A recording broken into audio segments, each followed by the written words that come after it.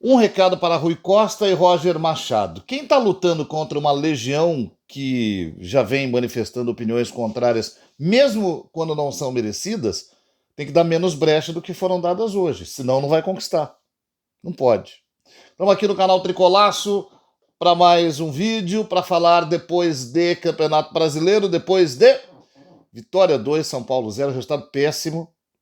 É até bom para fazer o vídeo, só para fazer o vídeo, porque eu tenho compromisso hoje, eu não posso demorar, e o meu vídeo não vai ser demorado, porque eu não tenho muito o que falar, né? Não tem, cara.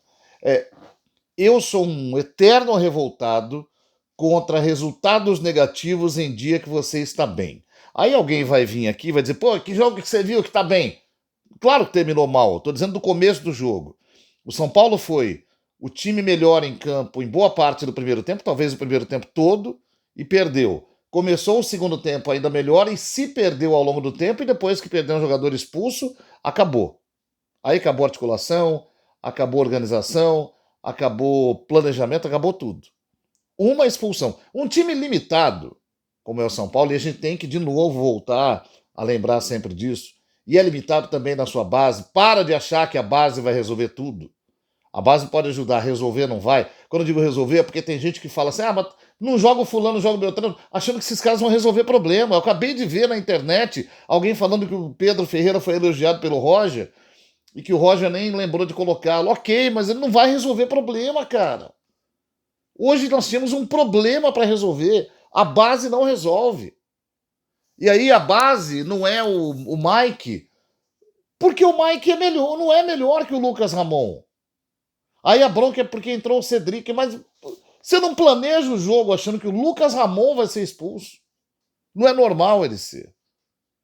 E numa situação de jogo comum, com 11 contra 11, se precisar e você colocar o Cedric, não é de todo mal. Ele jogou bem as últimas partidas onde ele entrou. Então é uma cisma com o jogador também que não pode existir. O que aconteceu hoje foi muito específico. E o Mike não tem jogado bem quando entrou no time para jogar. Isso é um fato. E já não estava assim com o Crespo também. Mas é só para dar esse panorama. A questão é, o resultado é péssimo. Pro encadeamento do São Paulo no campeonato, quem já me vê há muito tempo sabe que eu falo muito disso. É horroroso, horroroso, porque esse jogo não cai na conta dos jogos perdíveis. Quando eu falo de encadeamento aqui, né, que eu falo que é aquela história, você tem que ganhar um jogo de casa, no mínimo empatar fora, na pior das hipóteses, perder um jogo difícil, fora. Não contempla jogar contra um adversário fácil fora. E o Vitória é, para mim, de novo, um dos piores times do campeonato, como já era o ano passado. Aliás, só se livrou da queda contra o São Paulo do Crespo, né? Ganhou de 1-0 lá, aquele São Paulo que estava morto já no Campeonato Brasileiro. E se salvou do rebaixamento. Mas era o pior time também. E é esse ano também, é um time muito ruim, muito fraco. E estava muito desfalcado. Quer dizer, o Vitória, muito desfalcado, ganhou do São Paulo de 2-0. É um resultado completamente fora de qualquer planejamento. Por quê? Porque como é que funciona o encadeamento? Quando você perde um jogo que você, em tese, deveria ter ganhado, você se obriga a ganhar o próximo. E se obrigar é sempre ruim. Mesmo que o próximo jogo não seja difícil. E o próximo jogo tem as suas peculiaridades de dificuldade também, porque é o Vasco fora. O Vasco em crescimento fora. Então, eu vou chegar lá. O Vasco é grande. Ah, mas o Vasco tá mal. Mas o Vasco é grande. Contra times grandes fora, se você empata, não é anormal. Se você empatar com o Vasco domingo que vem, depois de ter perdido pro Vitória hoje, aí é ruim. Então você é obrigado a ganhar do Vasco numa situação de ganhar. Não é a coisa mais normal do mundo, ainda mais com o Vasco em crescimento. Esse é o problema do erro do encadeamento. Se você ganha hoje, você, você incomoda quem está na frente, põe pressão sobre quem está atrás. Por exemplo, melhor dos mundos. O Palmeiras perde para o Corinthians, não acho que vai perder, mas enfim. O Palmeiras perde para o Corinthians, o São Paulo ganha, o Fluminense empata com o Flamengo. Então o Fluminense e o Flamengo empataram, andaram de lado. O Palmeiras perdeu, ficou mais perto e você ganhou. Isso tira, não vai acontecer. O São Paulo perdeu. Se der a sorte do Fluminense ganhar do Flamengo, passou. Se o Bahia ganhar mais uma, colou. Se o Palmeiras ganhar, esticou e você ficou fora. Essa é a cagada. E na semana que vem você enfrenta o Vasco fora de casa, o Vasco em crescimento, e tem que ganhar, porque perder por Vitória não estava na conta. Perder por Vitória desfalcado está menos ainda na conta. Horrível.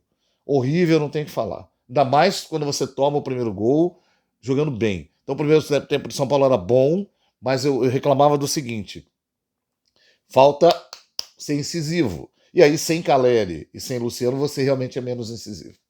Isso é um fato. Aí alguém falou assim pra mim: pô, você tá reclamando de Bagre, mas tá pedindo Bagre no lugar. Bom, o time do São Paulo já disse, não é espetacular. Mas ele perde alguns jogadores que têm força maior. É melhor você ter o Caleri do que o André Silva, não é? Que voltou mal. É melhor você ter o Luciano do que o Cauli, ainda é melhor. Eles não são exatamente da mesma posição, mas ainda é melhor. E aí, sem os dois, você perde. O São Paulo criou, fez movimentos para chegar até o gol do Vitória, mas chegou com pouca força. Até fez 4 finalizações antes do gol do Vitória, mas com pouca força. Mas dominava as ações. E aí, enquanto domina as ações, toma um gol numa falta onde o bote foi errado. Onde na hora de marcar o jogador que toca de cabeça na sequência da jogada, a marcação falha, deixa ele livre, e aí a bola cai para o Kaká, que está mais livre ainda, um zagueiro, jogando de centroavante e faz o gol. Bom, daria para ter empatado no primeiro tempo ainda, porque o São Paulo pressionou. Voltou o segundo. O São Paulo estava começando a fazer o mesmo tipo de articulação de dominante, até com uma pressão maior. E aí você perde o Lucas Ramon expulso, cara. Pior que tem 2 detalhes sobre expulsão para falar. Primeiro, que poderia ter perdido o Marcos Antônio expulso no primeiro tempo também. Eu acho que o Daronco ali, ele olhou para o histórico do Marcos Antônio, que é um jogador pacífico, e não o expulsou, porque merecia ser expulso também na solada que ele deu no jogador do Vitória. E merecia não, tá na regra. E o Lucas Ramon foi bem expulso, levantou o pé na cara do jogador, ainda acertou. Ele também saiu mancando, mas a iniciativa dele foi ruim e ele foi expulso de campo. A partir daí, vira uma grande bagunça pelo seguinte, porque aí o técnico tem que ser muito certeiro, e é muito difícil ser certeiro com um time assim. Então, por exemplo, eu não teria tirado o Cauli. Ah, mas o Cauli não estava tão bem, mas não estava tão mal. Era um jogador que produzia para articular. Eu não teria tirado o Cauli. Eu teria tirado o Ferreira mesmo, do jeito que ele tirou, mas colocaria o Cedric no lugar do Lucas Ramon e manteria o Cauli lá na frente. Ele tirou o Cauli para colocar o Cedric e trocou o Ferreira pelo TT, porque talvez tenha julgado que o Ferreira estivesse mal no jogo e estava. Então, já que o Ferreira estava mal no jogo, tira o Ferreira, põe o Cedric e deixa o Cauli articulando e indo um pouco mais para dentro da área. Com 2 atacantes, com o Arthur sendo mais acionado, teoricamente você vai continuar produzindo chances de gol e vai ter uma perna a mais para criar. Claro, é o campo da teoria, mas eu acho que tem que ser observado. Porque aí ele jogou, na minha visão, uma substituição fora, e aí quando o time precisou mais, aí foi empilhar a gente de frente, né? Aí entrou o Tapia, daí entrou mais um pouquinho para frente o Luca, ficou aquele time cheio de jogador lá na frente, com quase ninguém atrás para produzir para esse time chegar. Tanto é que no final do jogo tava só o Marcos Antônio ali no meio, que foi o jogador mais lúcido do São Paulo. O Danielzinho não foi bem. Para quem reclamava daquela desmontagem do padrão Crespo, o único jogador que ainda não voltou foi o Danielzinho. O Marcos Antônio já se achou e o Bobadilha já se achou. Não jogou hoje, fez uma falta danada. O Danielzinho ainda não se achou. Ele ainda está um pouco passo para trás. E errou, e falar em passo, errou muito passe hoje. Aliás, o São Paulo errou muito passe. Também contribuiu para a má jornada. E aí, nesse ambiente caótico, todo bagunçado, o São Paulo tomou o segundo gol do Vitória, já com o Vitória trocando passe, dando bola de calcanhar. Aí já tinha virado uma bagunça. Mas é inadmissível. Perder de 2-0 para o Vitória, obriga o São Paulo a ganhar do Vasco, obriga o São Paulo a ganhar do Mirassol fora do Morumbi, que o jogo vai ser no Brinco de Ouro da Princesa. Protesto, deveria ser no Canindé. Tinha que tentar negociar com a Portuguesa para ser no Canindé. Eu não olhei o calendário, não sei se a Portuguesa vai jogar lá. Mas eu acho que tinha que ter esse esforço. Para jogar no Canindé. Foi tão legal o jogo da Chapecoense no Canindé, cara. Né? É, E aí, no meio da semana, as dificuldades vão aumentando. No meio da semana tem o O'Higgins, o São Paulo já ganhou fora, ótimo resultado na Sul-Americana, mas seria bom ganhar terça para confirmar, porque aí você começa a ficar mais tranquilo, já que só o primeiro classifica direto, e aí você vai ter que ter um time. Não precisaria, mas eu acho que agora para dar a resposta vai ter que ter um pouco mais de força ali. E aí contra o Vasco vai ter que ter time inteiro. E o Tolói já não vai jogar, tomou o terceiro amarelo, e o Arboleda vai embora. E o São Paulo tem o Alan Franco sozinho, e o Sabino não jogou hoje, tomara que volte até lá, mas estava machucado.